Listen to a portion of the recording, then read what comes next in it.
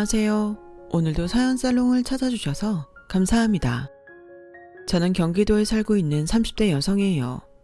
결혼하고 나서 겪은 정말 어처구니가 없는 경험이 있었네요. 남편하고 저는 어렸을 때부터 알던 사이였어요. 이게 집안끼리 알고 지냈다는 얘기는 아니고요. 중학교 1학년 때 입시학원에서 처음 만났다가 고등학교를 같은 곳으로 나온 관계였죠. 대학은 따로 가는 바람에 전혀 소식을 모르고 지냈었지만 군대를 다녀온 직후에 남편이 고등학교 친구들 몇 명끼리 밥 먹자고 부르면서 저도 어쩌다 보니 거기에 끼게 됐었고요. 그러다 보니까 연락을 주고받는 사이가 되었어요. 알기는 오래 알았지만 딱히 절친했던 적은 없었기에 설마 하니 연인관계로 발전할 거라고는 상상도 못했었네요. 정말 친구일 뿐이라서 저는 남편에게 연애 감정이 없었거든요. 남편도 저에게 그럴 거라고 짐작했었고요. 그런데 남편이 저한테 대학 축하한다면서 졸업 선물로 명품 지갑을 사주길래 그때 뭔가 있다고 느꼈었죠. 친구 대학 졸업 선물을 챙기는 것도 모자라서 명품 브랜드를 사준다고요? 여기서 의심이 안 되면 오히려 이상한 거잖아요. 혹시나 해서 떠봤더니 역시나 저를 좋아하고 있었다며 고백을 해오더군요. 우리가 엄청 가깝게 지낸 적은 없지만 따지고 보면 거의 10년을 알고 지낸 사이잖아. 그래서 그런지 네가 좋으면서도 친구 관계 깨뜨리고 싶지 않아서 고백 못하고 있었어.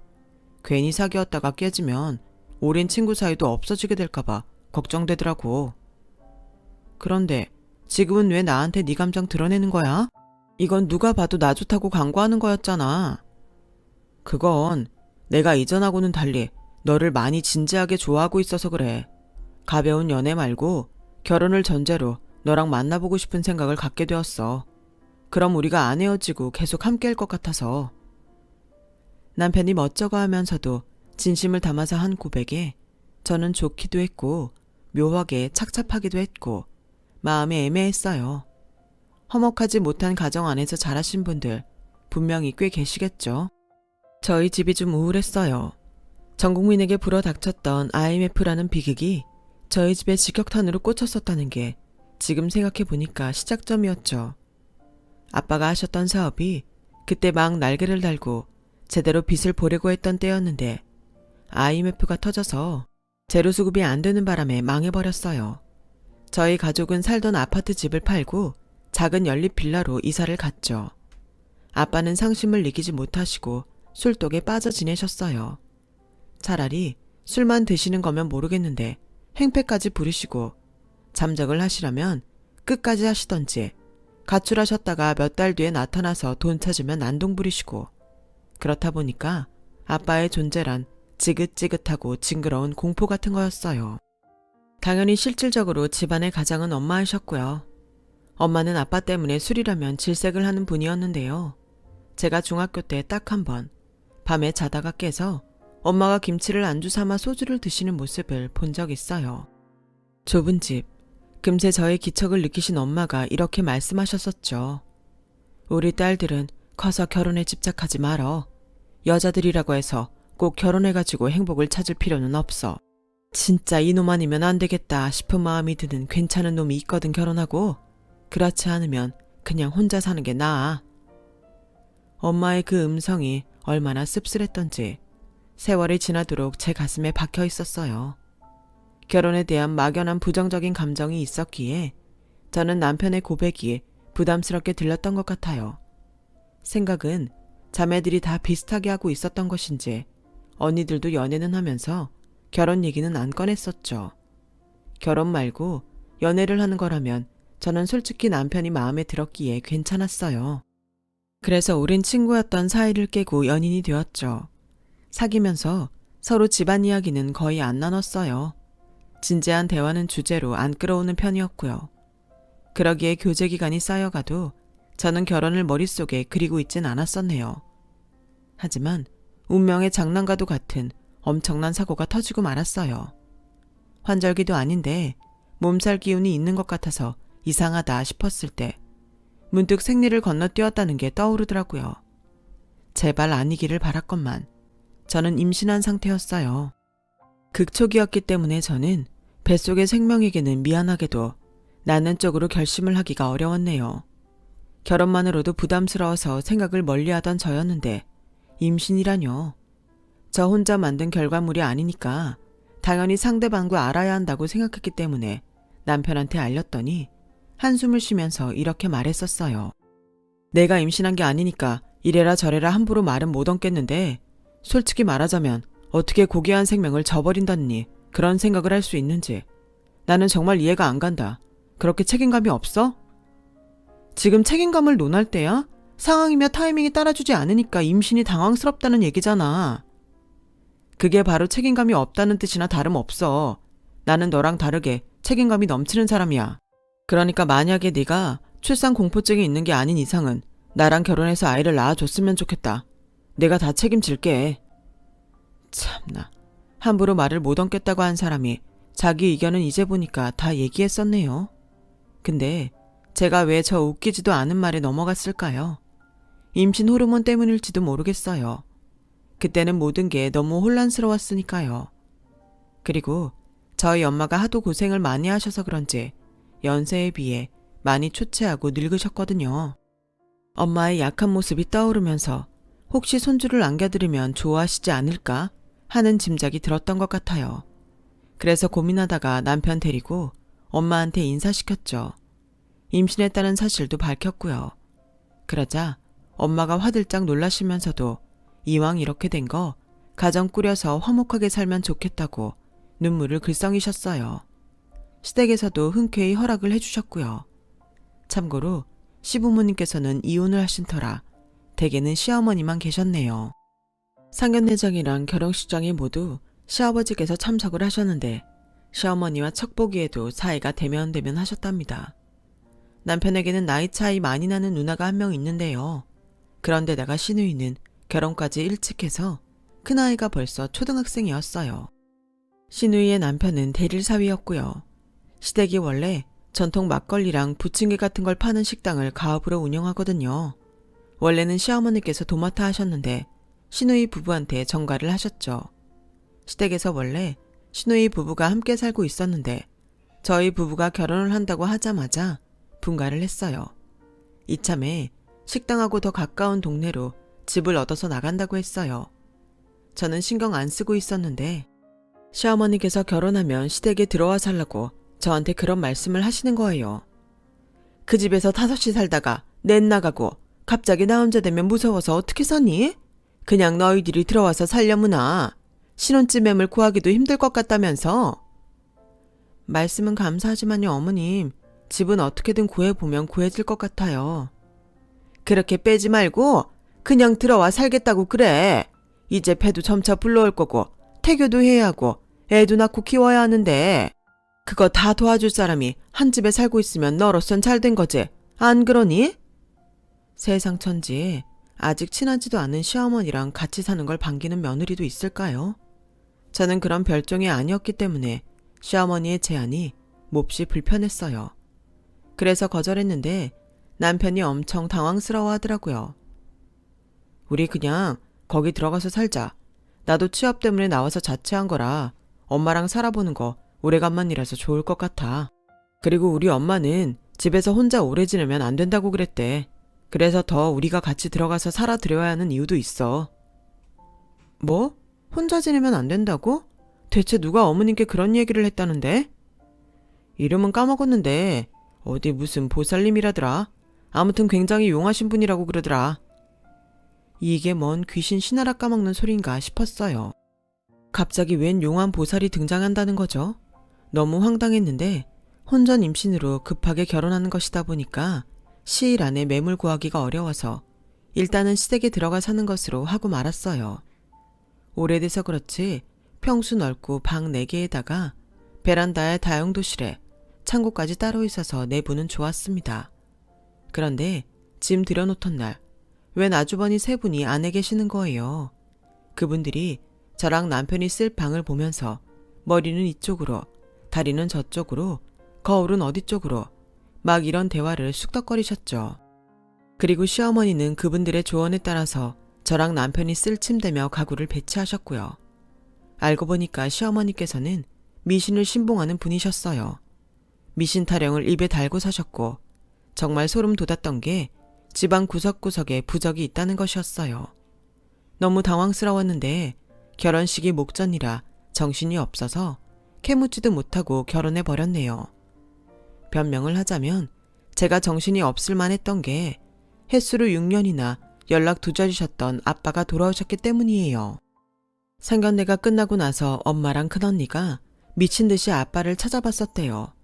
딸이 그냥 결혼하는 것도 아니고 임신을 했다는데 이런 상황에 아빠란 인간은 어디서 뭘 하고 있는지 너무 궁금해서 수소문을 해봤었대요. 그런데 정말 놀라운 건 힘들게 연락이 닿은 아빠가 오열을 하시면서 제 결혼식에 참석하고 싶다며 먼저 간청을 해오셨다는 거예요. 거절을 할 수가 없으니 저도 그 얘기 듣고 알았다고 그랬죠. 결혼식 이틀 전에 만나서 저녁 식사를 가족들끼리 했는데 얼굴이 너무 많이 상하셨더군요. 그 모습을 보니까 원망할 겨를도 없었어요. 엄마나 언니들도 표정을 보니까 저랑 같은 생각을 하고 있는 게 분명했고요. 우리 막내의 결혼식장에 내가 손을 잡고 입장할 수 있어서 다행이구나. 허락해줘서 다들 고마워. 정말 미치게 감동이야. 이대로 죽어도 나는 여한이 없어. 눈물을 훔치시는 아빠의 모습에 솔직한 심정으로 왜 저러시지 싶었어요. 그럴 사람이 아니니까요. 어쨌거나 아빠가 멀쩡히 참석해 주셔서 결혼식 잘 마쳤고요. 그러느라 경황이 없어서 미신하우스가 뒷전이었던 거예요. 결혼하고 나서 상당히 찜찜한 기분으로 지내다가 3주 지났을 때였나? 시댁의 가업인 식당에 밥을 먹으러 갔어요. 평일이었는데도 장사가 잘 되더라고요. 남편이 그저 그런 중소기업 들어갔어도 미래에 대해 걱정 안 하는 이유를 알 것 같았달까요? 왜 시매부가 대릴사위로 장가 왔는지도 알 법했고요. 그런데 식사 도중에 시어머니께서 또 미신 이야기를 잔뜩 하시는 바람에 저는 표정 관리가 안 되더라고요. 시누이는 눈을 반짝이며 그걸 다 경청했고요. 제가 몰래 시누이한테 그런 거 다 믿느냐고 물어봤어요. 그랬더니 자기는 무조건 다 믿는다면서 열변을 토하더군요. 식당이 그 정도로 잘 되는 것도 전부 다 시어머니를 통한 미신을 따라서라고 했어요. 미심쩍어 하지 말고 우리 엄마 말 잘 들어. 그래야 건강한 아이도 출산할 수 있는 거다. 나를 봐. 우리 애들이 둘 다 사고 하나 없이 튼튼하게 크잖아. 이게 다 우리 엄마 덕분이지. 아, 그리고 이거 내가 알려줄까 말까 하다가 특별히 알려주는 건데 귀 좀 이리 대봐. 제가 알기로는 분명히 시조카들 중에 작은 애가 작년에 자전거 사고로 다쳐서 입원했던 걸로 들었었거든요. 연애하던 때에 남편 통해서 들었었고요. 그래서 고개를 갸웃하면서 신의의한테 귀를 가져갔죠. 그랬더니 정말로 황당한 이야기를 저한테 해주었어요. 사실은 내가 아들을 못 낳는 몸이었어. 딸만 낳을 팔자였다고 했거든. 네? 하지만 둘째는 아들 낳으셨잖아요. 그래, 그게 비밀이 있었어. 사실 우리 둘째 애도 임신 직후에는 딸이었지. 내가 6주 차에 임신 사실을 알았는데 우리 엄마한테 말했더니 얼른 딸의 혼이 자리 잡기 전에 아들로 바꿔야겠다고 하는 거야. 아직은 늦지 않았다고 하시면서 이런 쪽으로 잘 아시는 분께 도움받아서 극비의 부적을 구할 수 있었어. 그래서 내가 아들을 낳은 거지. 우리 둘째 생긴 게 뭔가 곱상하지 않아? 그게 다 원래는 딸이었기 때문에 그런 거야. 저는 태어나서 그렇게 해괴한 말을 들어본 건 그때가 처음이었어요. 시누이가 제 어깨를 두드려주면서 응원의 메시지를 남겨줬었죠. 연달아 딸을 임신하더라도 자기처럼 극비의 부적을 사용하면 되니까 상심하지 말라고요. 그 말을 한 건 제가 임신하고 있던 아이가 딸이었기 때문이었어요. 도대체 이게 어떻게 된 집안인지 저 같은 평범한 사람은 이해가 힘들더라고요. 그로부터 며칠 후였죠. 자다가 화장실이 가고 싶어서 새벽에 눈을 떴는데 침대 아래를 쳐다봤다가 그대로 비명을 내질렀죠. 너무 놀라서 비명을 질렀더니 침대 아래에 앉아 계셨던 시어머니께서 저를 타박하셨어요. 아니 얘가 뭘 그렇게 놀래니? 그러다가 뱃속에 애라도 떨어지면 어쩌려고 그래? 어머님, 제가 안 놀랄 수가 있어야 말이죠. 지금 여기서 뭐 하시는 거예요? 어두운데 왜 방바닥에서 방석은 왜 깔고 앉으신 거예요? 그리고 혹시 앞에 있는 그거는 물 떠다 놓으신 거예요? 목소리 낮춰. 그러다가 우리 아들 깨면 피곤해서 아침에 출근 어떡하려고. 이건 내가 다 이유가 있어서 그러는 거니까 캐묻지 말거라. 이것이 다 너희들을 위함이야. 내 깊은 뜻을 네가 감히 어찌알리오. 그러게요. 말을 안 해주면 어떻게 알겠어요. 사람 자고 있는데 그 밑에서 물 떠놓고 본격적으로 방석까지 가져다가 가부좌 틀고 앉아서 싹싹 빌고 있는 모습에 너무 소름이 돋았는데 그 이유를 알 수 없으니 더 불길했네요. 이 일로 남편하고 좀 싸웠어요. 그간 눌러 참고 왔었건만 시어머니의 만행이 해도 너무한 것 같아서 그랬습니다. 창고에 이상한 제사상 같은 거 맨날 차려놓은 것도 진짜 마음에 안 들었고요. 걸핏하면 제 배를 가리키면서 내 소녀가 지금 안에서 손을 흔들었단다. 이런 식으로 말씀하시는 것도 짜증이 났어요. 내가 말하는 건 들은 척도 안 하니까 네가 좀 어떻게 해보라고 남편을 들들 볶았는데요. 이 남편 놈이 자기 엄마 편을 들더군요. 근거가 있으니까 그렇게 행동하시는 거라면서 시어머니를 비호하기까지 했어요. 저보고 쓸데없이 예민하다고도 했고요. 와, 기가 막히고 억울해서 돌아버리는 줄 알았어요. 도대체 왜 임신을 해서 결혼을 해서 시댁에 와서 살고 있나. 제 처지를 곱씹어 보면서 후회하기도 했었죠. 오죽하면 제가 차라리 보편적으로 널리 알려진 시집살이를 당하는 게 낫다고 생각했다니까요. 임신한 상태라서 가뜩이나 감정도 오락가락한 와중에 미신하우스에서 산다는 게 말이 되나요? 설마 오래 알고 지낸 사람이었던 남편이 이런 집안일 줄은 몰랐네요. 알았다면 연애도 안 했을 것 같아요. 우리 제발 빨리 분가하면 안 될까? 나 여기 계속 있다가는 정신이 혼미해질 것 같아서 그래. 아까 계란 후라이 좀 부쳐 먹었는데 그 사이에 어머님이 오셔서는 계란 터진 모양 때문에 내일 운세가 어쩔 거라는 등 나 그 얘기 듣고 입맛 떨어져서 계란 후라이 먹기 싫었어. 우리 제발 이 집에서 나가 살자. 집 나와라 뚝딱하면 집이 나오는 줄 알아. 나갈 데가 있어야 나가서 살지. 너는 진짜 생각이라는 걸 좀 하면서 말을 해라. 그리고 하는 말마다 불만투성이야. 말 못하는 약 있으면 너한테 먹이고 싶다. 그런 와중에 남편이 정뚝 떨어지게 나와주시니까 정말 살맛 안 났죠. 머리 아파오는 그때에 충격적인 소식이 들려왔어요. 아빠가 위급하시다는 얘기였어요. 제가 큰언니 연락받고 놀라서 병원에 갔는데 아빠 얼굴 보고 자차 놀라서 주저앉았어요. 얼굴이 정말 임종을 앞두신 분처럼 생기라곤 하나도 없더라고요. 이게 대체 무슨 일이냐고 물었더니 알고 보니까 아빠는 건강이 안 좋으셔서 진작에 시한부임을 받아들이고 지내고 계셨대요.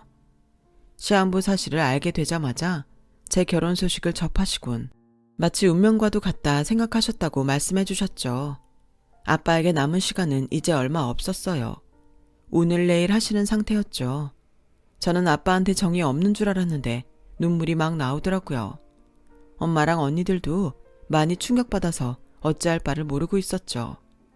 너무 정신을 놓고 있었는지 제가 집으로 오는 길에 휴대폰을 떨어뜨려서 고장이 나버렸어요. 가뜩이나 슬프고 힘 빠지는데 휴대폰까지 고장나니까 머리가 아파서 집에 오자마자 들어 누웠었고요. 당연히 같이 사는 시어머니와 남편에게도 이 사실을 전했죠. 남편이 깜짝 놀라서 얼른 저희 엄마한테 연락을 하더라고요. 그리고 시어머니께서는 제 손을 잡아주셨어요. 하늘의 부름은 듣지 못한 척 할 수도 없고 물을 수도 없는 것. 박가사돈께서 이 세상의 여정을 마치고 하늘의 부름을 받아가시는구나. 너무 슬퍼 마라. 하늘에서 고통 없이 사실 테니. 저는 그때 저를 위로해 주시는 시어머니께 감사해서 손을 꼭 붙잡고 엉엉 울었었네요. 한치 앞도 모르고 그렇게 굴었던 거예요. 이튿날 한참 늦잠을 자고 일어났는데 남편이 어디를 외출했던 것인지 그 시각에 집으로 들어오더군요. 주말이면 오전 내내 침대에 붙어있는 저 인간이 왜 오늘은 민기적거리지 않고 일찍 일어나서 외출까지 하고 온 건가 싶어서 희한했는데 그 순간 제 눈에 남편이 정장을 챙겨 입은 모습이 들어왔어요. 이 시간에 어디를 다녀온 거야?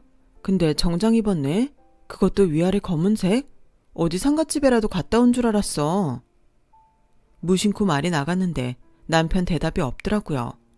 제 시선을 피하는 게 이상하다는 생각과 동시에 본능적으로 머릿속을 스치는 무언가가 있었어요. 재빨리 휴대폰을 찾았다가 힘이 빠졌죠. 어제 고장이 난 참이었으니까요.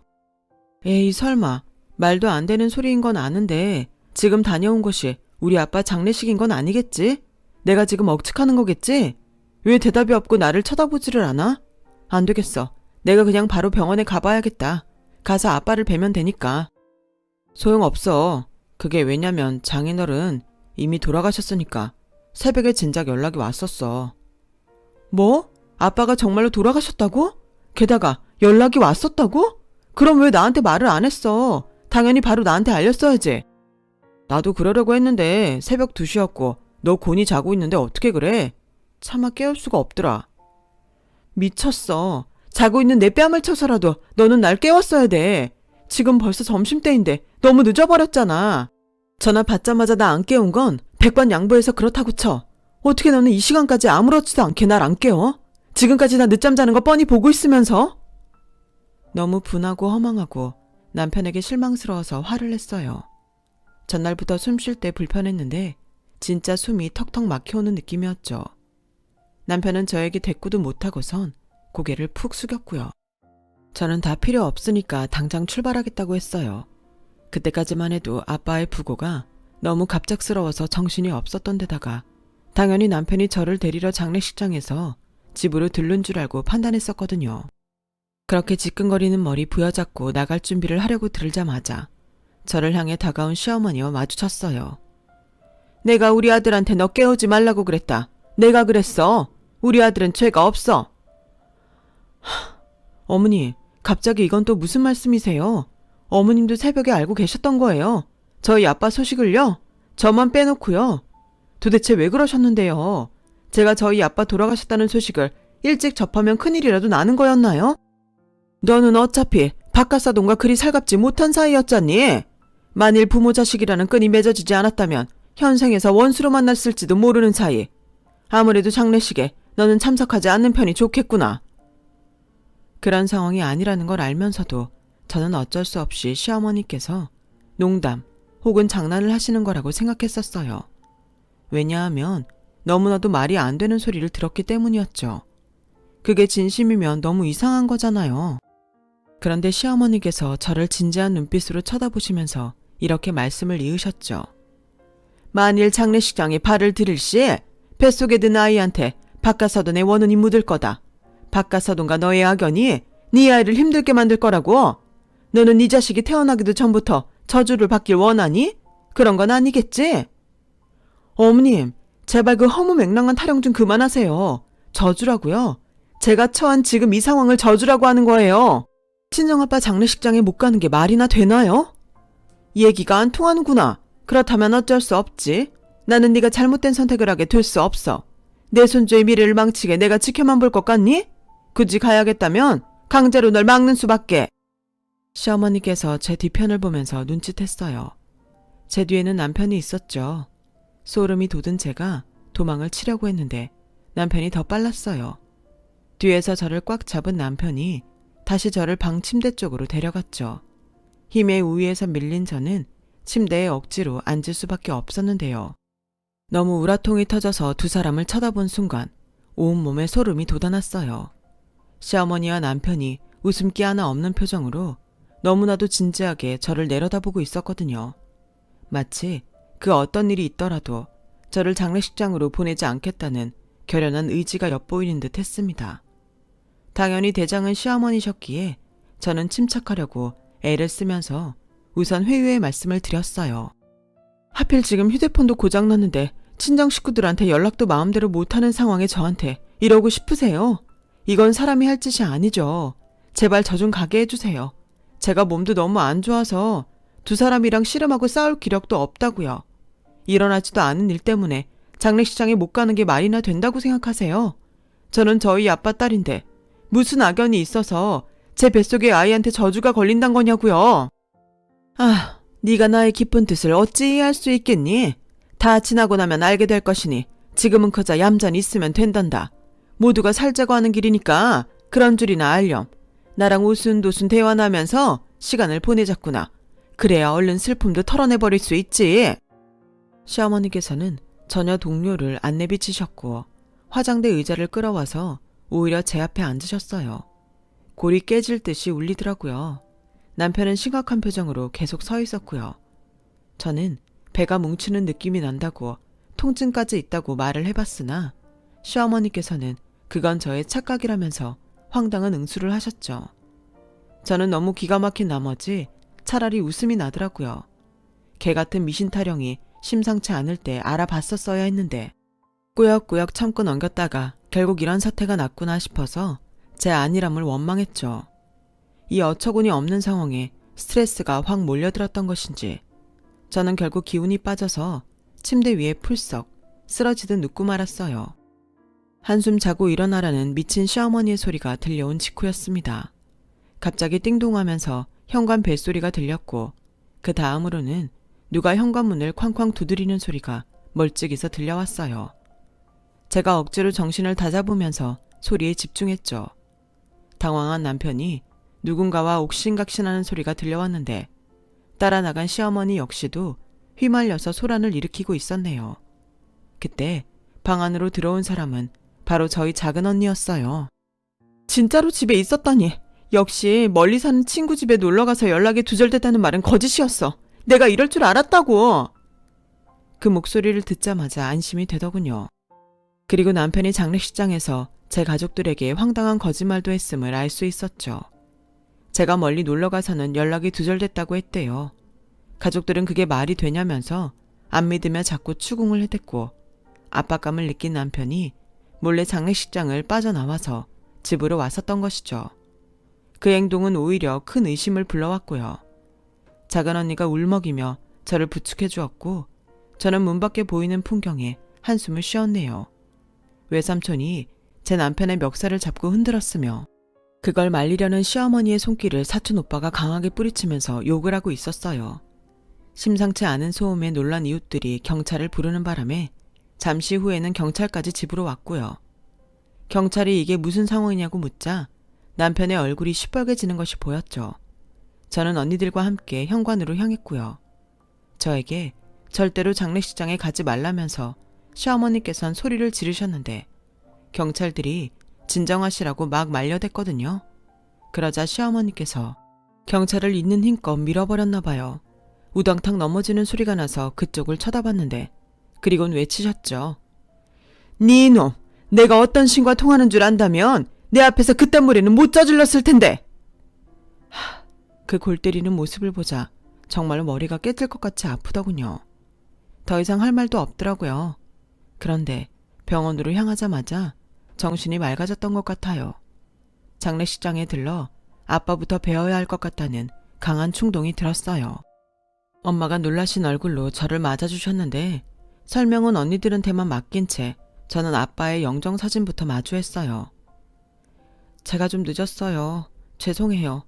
제 팔자 제가 꼭 멍청한 딸이라서 늦을 수밖에 없었어요. 아빠, 나 이제 어떻게 하면 좋을까요?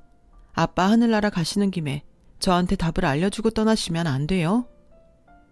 그렇게 혼잣말을 하며 아빠한테 인사를 드리던 저는 갑자기 심한 복통을 느꼈는데 이상하게도 본능적으로 뱃속의 아이를 제가 만날 수 있을 것 같지가 않다는 예감이 그때 들었답니다.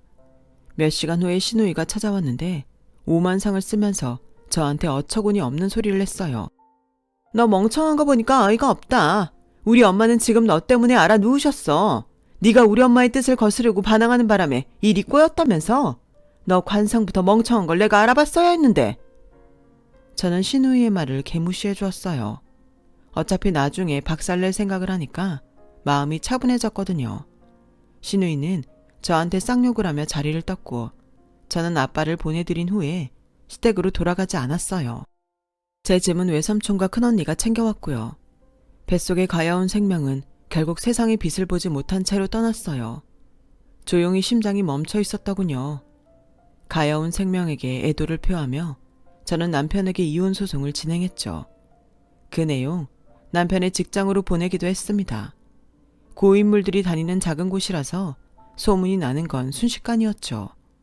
남편이 저를 찾아와서 무릎 꿇고 울었는데 저한테 싸대기 맞고 돌아갔네요. 눈물 젖은 뺨이라 그랬었는지 싸대기도 아주 찰지가 먹혀서 좋더라고요. 시댁의 가업인 식당도 공중분해시켜버렸어요. 제가 몇 번 가봤기에 약점을 알았거든요.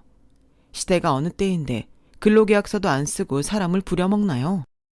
사회초년생 알바생들한테 가서 그 사실 알려주고 무조건 신고해라. 니네가 갑이다. 란 거 말해줬죠. 그리고 전통주 취급하는 곳이라서 오히려 신분증 검사에 느긋했던 점을 이용해서 미성년자를 손님으로 받은 것 같다고 몇 번 신고를 넣었어요. 그런데 정말로 걸렸더군요. 식당 영업정지 당했고 네이버 지역 카페에다가 시댁의 만행을 쫙 쳤고 그 가족이 운영하는 식당이 있다면서 상호명은 공개 안 했으나 유추 가능하도록 했어요. 그 글은 이틀 뒤에 삭제당했지만 충분히 퍼진 뒤였고 난리가 났어요. 영업 재개했던 그 식당은 몇 달 뒤에 문 닫게 됐습니다. 제가 동창들이랑 오만 지인들한테 소문 다 퍼뜨려서 남편은 쓰레기로 낙인 찍혔고요. 이혼으로 남남되기 전에 시어머니께서 저한테 눈물로 비셨었어요. 내가 망측한 혼에 씌어서 홀렸었나 보다. 지금은 정신이 돌아왔단다. 너한테 그러는 게 아니었는데 내가 잘못했다. 정말 미안하구나. 그러니까 우리 아들 좀 받아오. 이혼 과정이 너무 가혹한 것 아니니? 글쎄요. 제가 보기에는 아직도 망측한 혼에 씌어 계신 것 같은데요. 어디서 굿이라도 받아보셔야 하는 거 아니에요? 정말 걱정돼서 그래요. 365일 망측한 혼에 씌어 계시니 이쯤 되면 악귀의 본체가 아니실는지. 태연하게 제가 조롱해드렸더니 뒤로 넘어가시면서 거의 발작하시는 모양새로 분노하셨어요. 저는 깔끔히 무시해드렸고요. 얼마 후에 전 남편 놈하고는 완전히 남남이 될 수 있었고 이혼하면서 저는 돈도 꽤 받을 수 있었죠. 완전히 폐가 망신해버린 그 집안은 다시 일어나지 못했고 이듬해에 전 남편은 재혼을 했었어요. 겹치는 지인이 있어서 소식이 들려오더군요. 웃긴 건 또 혼전 임신이었죠. 그쯤 되니 저의 임신도 고의는 아니었을까 의심이 되기도 했네요. 애는 낳았는데 금세 이혼했다더군요. 그럼 그렇죠. 참나. 제가 어떻게 그런 놈하고 결혼해서 그런 집안에 들어가 살았었는지 믿기지 않을 정도예요. 저는 쇼핑몰 회사에 새로 들어가서 일을 시작했는데 너무 만족스러워서 보람된 일상을 계속 지내고 있는 중이에요. 매일 웃을 수 있는 일이 있어서 행복하네요. 제 경험담은 여기까지예요. 들어주신 분들 모두 항상 웃음 나는 일이 가득하시길 바래요. 건강하세요. 여러분, 사연 댓글에 응원과 현명한 조언 부탁드려요. 좋아요와 구독은 저에게 큰 힘이 됩니다.